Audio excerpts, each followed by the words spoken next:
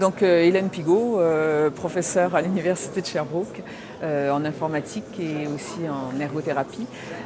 Donc ce que je voulais absolument dans cette présentation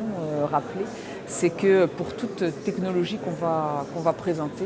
il faut absolument ne pas oublier que si on veut que les utilisateurs l'utilisent, il faut en prendre compte et dès la conception, dès le départ. Alors donc moi effectivement je suis spécialisée dans les technologies pour les personnes qui ont des troubles cognitifs, comme les personnes avec démence de Alzheimer. Et donc on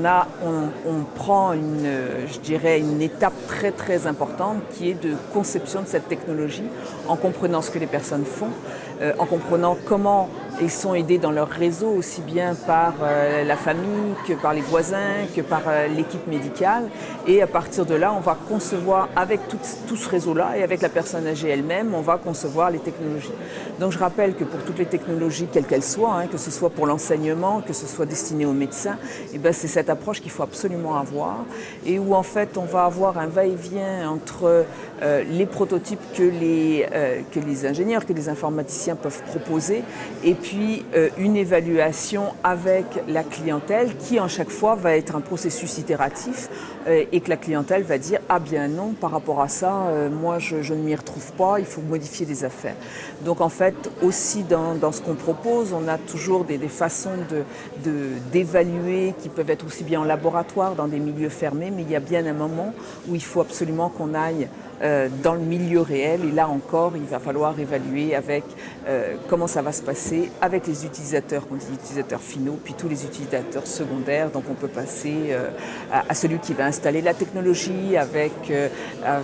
ceux qui vont aider la personne qui va utiliser la technologie. Donc voilà l'essentiel du message. Alors donc en fait les genres d'outils que nous on va privilégier, c'est de partir.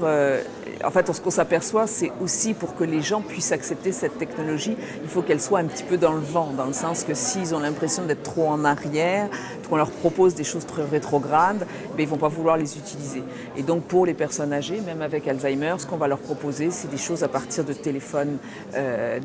intelligents, où on va proposer des applications spécialement conçues pour elles. Et donc en particulier, ça leur permet d'être autonomes, d'organiser elles-mêmes leur agenda, donc de la vie quotidienne, d'inscrire des nouvelles activités, puis de pouvoir relire ce qu'elles ont écrit. On propose aussi des prototypes